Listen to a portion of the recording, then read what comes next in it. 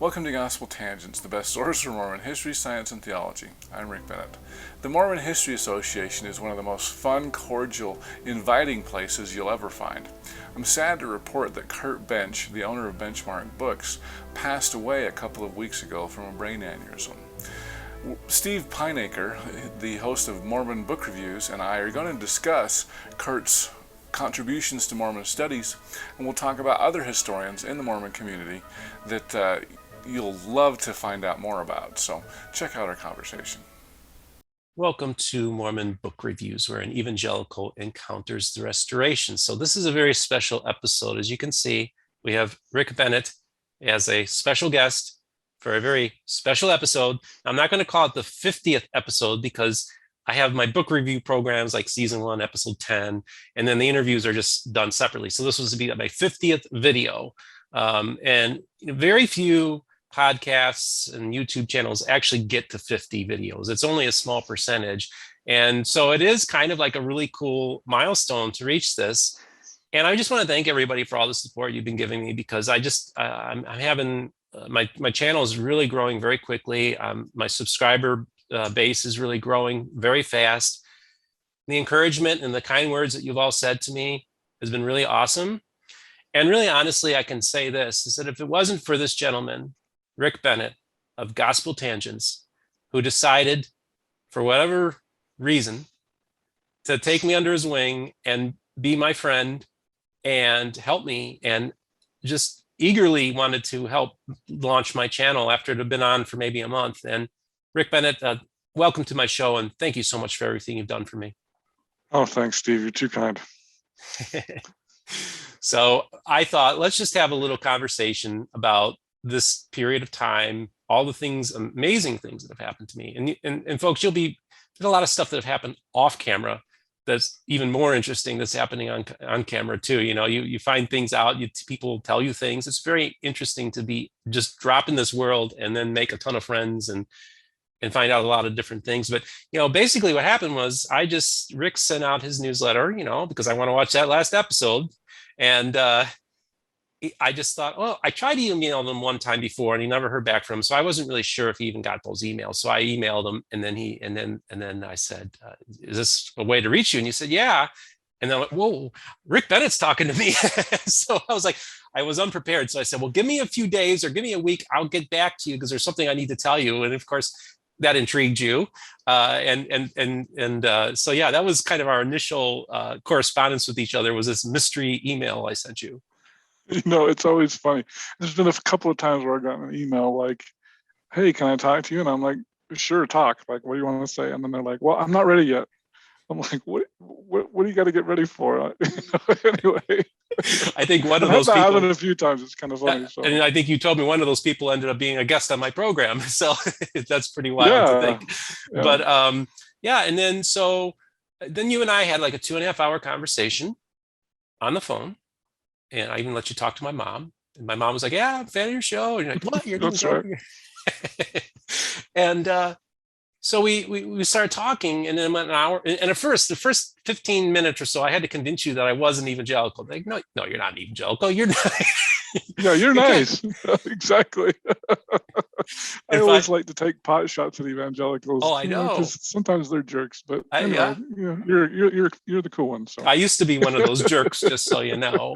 But so yeah, it was just really cool having that conversation with you, because you were just really open and nice to me, and really I just was, by the time within an hour or two, I asked you if you'd come on my program, and you said yeah, and I was like, wow, this is really cool. And so thanks again for doing that.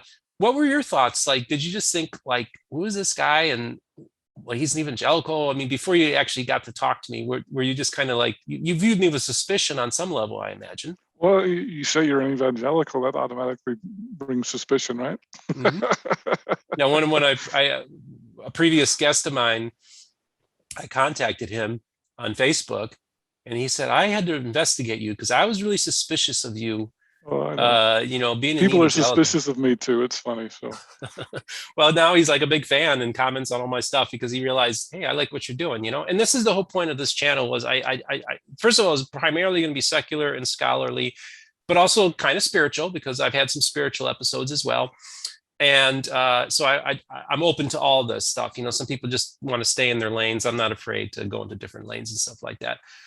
But it was just basically it was just to start a little book review channel, and I had no intention that next thing you know, I'm talking to Richard Bushman, and I'm talking to Sandra Tanner, and talking to like Daniel Stone and Matt Harris and all these great guests. Mhm. And it's just kind of been a really amazing thing. And people are remarked to me, they say, I can't believe the people you're getting on your program. I say, I don't either. I'm not getting anybody turning me down. They all want to seem to come on. And so, Rick, when you first started, what was it like at the very beginning approaching authors and getting guests on? Did it come relatively easy? Did it take some time for your channel to gain traction? So one of the differences between me and you is, I've been attending Mormon History Association, and I had made a few contacts. And so I remember Paul Reeve and Margaret Young. Margaret's technically not she's a professor at BYU, but she's not like a history scholar or anything. And I picked Margaret because I thought she would say yes, and I picked Paul because I thought he would say yes. I picked Curt Bench because I thought he would say yes. And oh, by the way, I'm so sad. I don't know if people know, but Curt Bench, the owner of Benchmark Books, passed away about a week ago. Apparently he had an aneurysm, and it was just sudden. It was awful, just totally awful. And so my heart goes out to the family. I think the funeral was a day or two ago.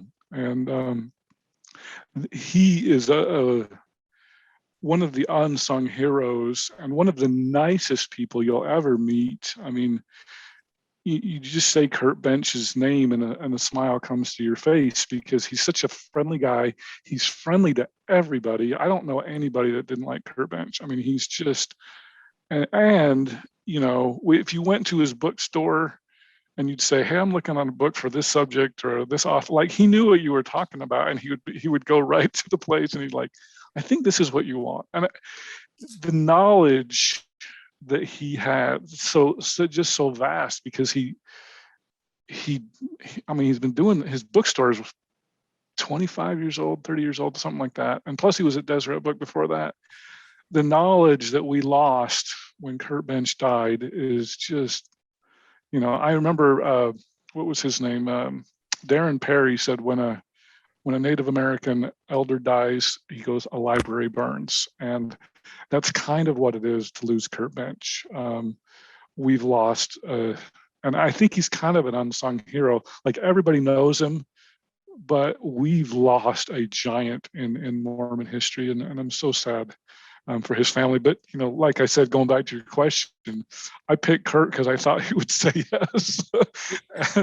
And that was such a fun interview because I knew that he had something to do with the Mark Hoffman saga, but I didn't know what it was. And then when I said, tell me what happened, and Curt says, well, after the second bombing, I called Mark and said, Mark, you got to be careful. There's a bomber out there. And I was like, you called Mark? And it was just so crazy.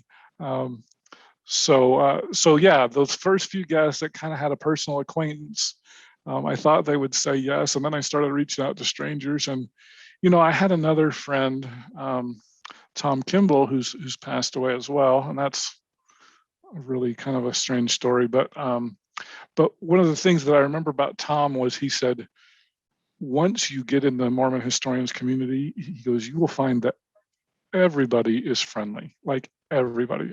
And that has been so true. Like it's kind of a small, well, from what I understand, I remember I think it was my first Mormon History Association meeting, and I wish I could remember that guy's name. I went to the newcomers breakfast, and this guy from Auburn University, not LDS, said, he was talking about the Spalding theory, I remember, and he goes, in this crowd, I don't need to explain what the Spalding theory is because everybody knows. He said, but it's one of the largest history conferences, like any kind of history conference. And so it's just such an amazing community, and everybody, there's a few exceptions, and I won't name those, but there's a few exceptions, but almost everybody is just super friendly and super willing to participate. And so I'm not surprised. Well, I am surprised because, well, I won't say, but you got Richard Bushman and I haven't been able to get him yet. So I'm very, very jealous of that. So Richard Bushman, I want you on my podcast. He might be watching, Rick. Yeah, hopefully he is. So yeah, and that's the thing. And just to go back a little bit to Curt Bench, I was talking to Shannon Flynn, introduced myself to him, and I just had a really nice heart-to-heart talk to him. And then later on, I thought, oh, I should have asked him to come on my program, but I thought, well, hopefully I'll get in touch with him down the road. But I was talking to Shannon, and then Curt Bench comes and he starts talking to me and asks me questions, and just was a prince of a man. And I just thought it was an honor. I mean, that was an opportunity to actually interact with the man. And I left with such a positive impression of the guy. I also like his son. His son, I hope, keeps the bookstore afloat because yes, me too. Chris Bench. He seems like a really, really cool guy, and I hope they keep it Chris going. knows a lot too, and so does Brian Buchanan, who works at the bookstore too. They're all three of them are just have amazing knowledge, broad knowledge of Mormon history.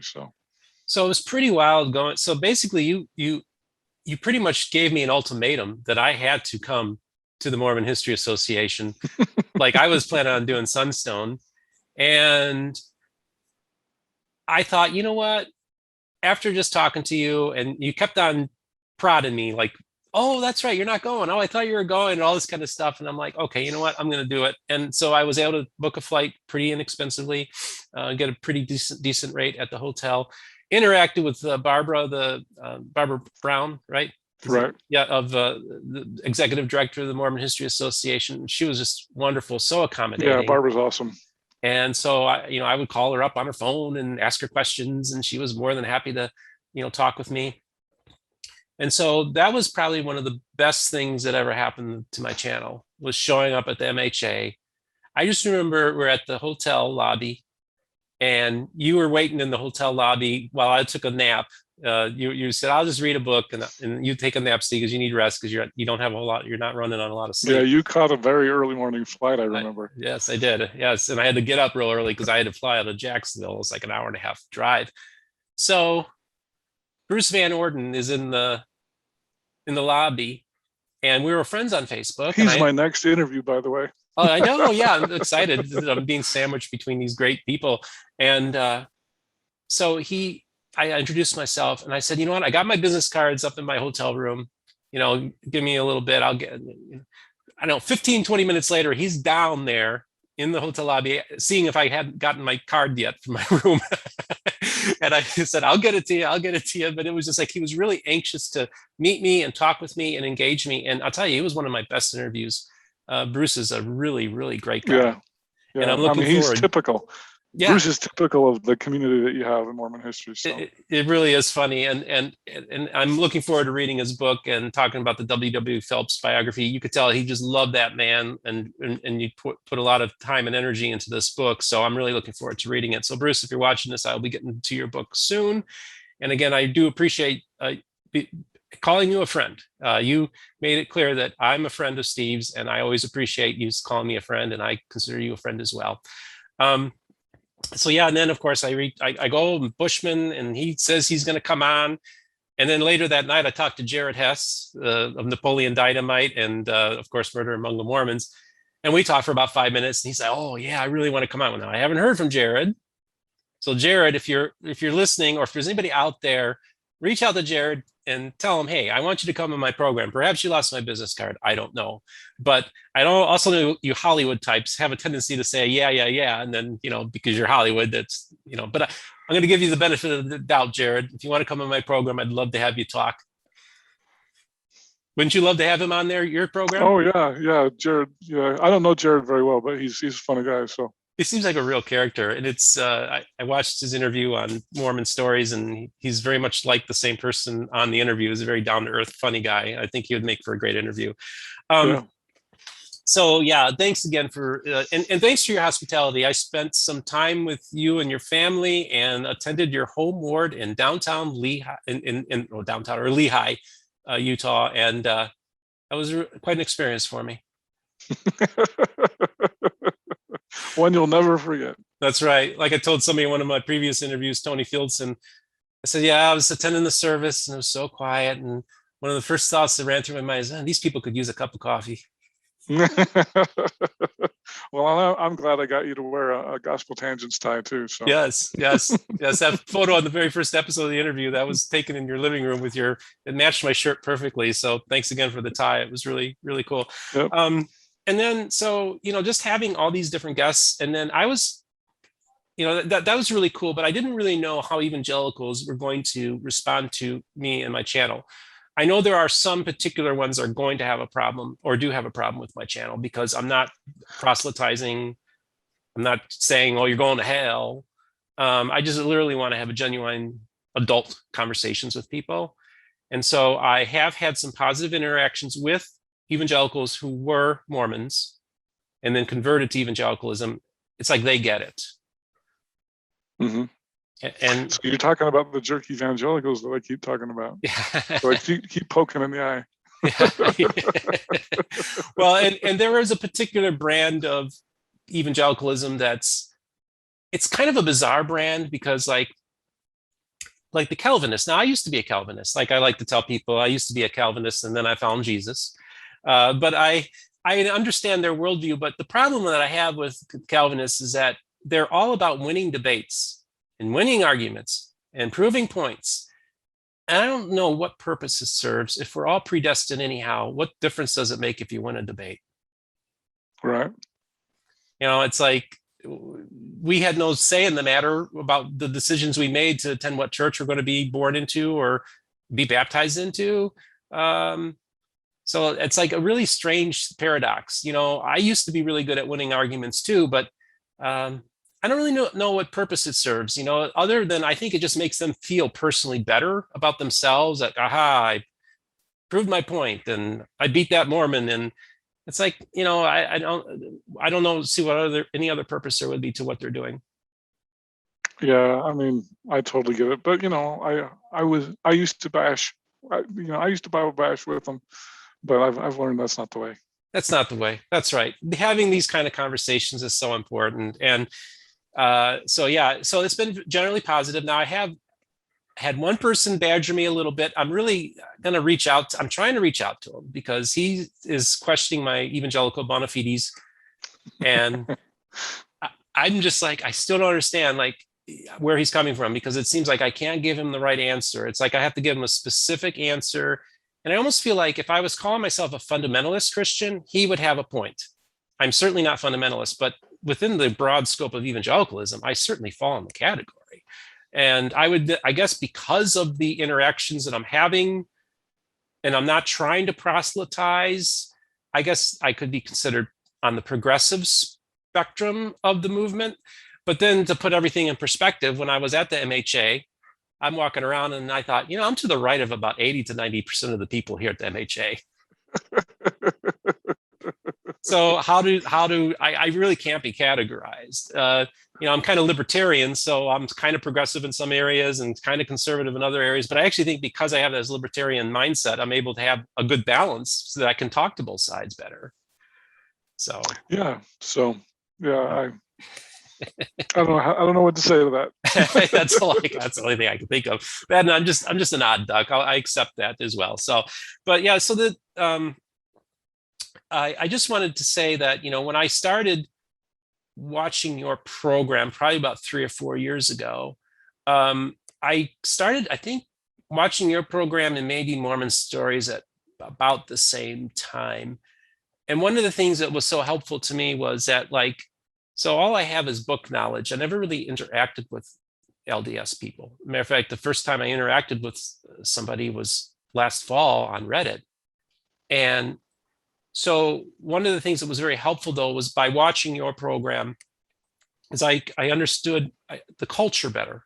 You're able to, the Mormonese, if you will, the way you talk, the cadence, the bubble you live in. I was able to kind of get a view of it. So it helped prep me, I think, for this engagement.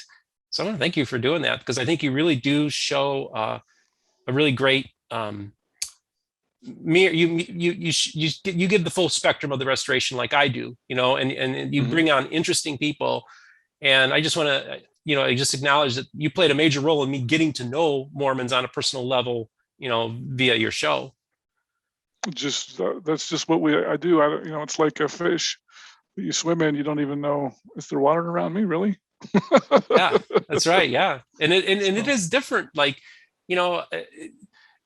one of the things that really I got a kick out of was when I was at the MHA, and I've been to political conventions, I've been to conferences throughout the years, and one thing I will tell you is that there's a lot of indiscreet behavior that occurs at these. There's a lot of drinking, there's people maybe sleeping around, and there's a lot of partying. These hospitality suites, every other hotel room has a bathtub full of beer. And I go to the big thing there was, like, at the very end of the Mormon History Association, they had this big announcement about, we're going to have ice cream. Now most places would be, okay, everybody, here's open bar is open. Yeah. And you go to me and say, Steve, by the way, we're the #1 consumers of ice cream in the country. I'm like, yeah, I'm not surprised by that. Yeah. And Jell-O too. And Jell-O, yeah. So I was like, okay, these are just really nice people, and they're all running to the ice cream. Like, it was like they couldn't wait. Because I'm trying to remember what it was. Aggie ice cream. It came from Logan, right?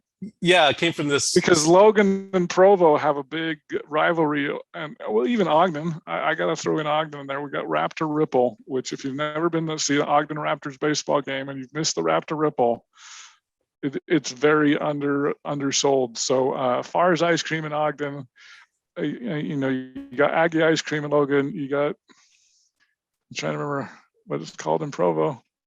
I feel bad I don't remember, but it's anyway. Mitt Romney had to get his ice cream in Provo. I didn't go to BYU, so I apologize, BYU people. I'm not an aficionado of your ice cream, but anyway, there's a big ice cream rivalry between, I'm going to say, Ogden, Logan, and Provo. So that's just to penetrate that world and realize, oh, the ice cream wars of Utah. Had no idea. And get some Raptor Ripple. So Raptor. Well, I did cheat on my low carb diet a little bit at that hamburger place that we went to right by the temple. That was a very good burger. What was the name of that place? Crown Burger. That's another Utah staple. You got to go to Crown Burger. So first time I had a hamburger bun in probably 3 years. We should get paid by Crown Burger for this advertising. Yeah, looking for sponsorships, I hope you enjoyed our conversation with Steve Pynakker, Evangelical host of Mormon Book Reviews. In our next conversation, we'll talk about my reaction when we had a phone call discussing the remodeling of the Salt Lake Temple. Well, I just remember when we were on that very first phone call, the news flashed right when it happened, and you were not a happy camper, I remember. No. I've tried to be pretty low key about it, but yeah, I'm extremely bothered by it. Well, and just as the one thing that I will say, Manti, they want to do the same thing to the Manti Temple, because Manti is a pioneer temple as well. And the people, the thing that bothers me about Salt Lake, they did this without any input from the people. And then when they said we're going to do the same thing to Manti, the people in Manti were like, no. And they've already done this to the Logan Temple, and they've done it to the St. George Temple. It's like, no, those were pioneer era temples. They need to be pioneer era temples. If you'd like to hear the entire interview uncut, please subscribe for just $5 a month at patreon.com/gospeltangents, and you can hear the entire interview before everybody else. If you'd like to watch the entire video for just $8 a month, you can either subscribe on YouTube, Patreon, or my website, gospeltangents.com. Just click the yellow subscribe button, and I'll add you to our Gospel Tangents Insiders group so that you can see entire videos. For those interested in a PDF transcript, you can subscribe at either Patreon or on my website. For just $10 a month, I'll send you a PDF as soon as it's complete. If you'd like a copy of the paperback as well as a PDF, just sign up for $20 a month at either Patreon or my website, gospeltangents.com. Of course, you can buy individual transcripts at amazon.com and just do a search for Gospel Tangents interview, and you can see all the things that we have there. Don't forget to support Gospel Tangents with an awesome t-shirt like one of these. You can subscribe at Apple Podcasts at tinyurl.com/gospeltangents. Get our latest updates at facebook.com/gospeltangents. Also, you can get our Twitter updates at Gospel Tangents. Click here to subscribe, here for a transcript, and over here we've got more of our great videos. Thanks again.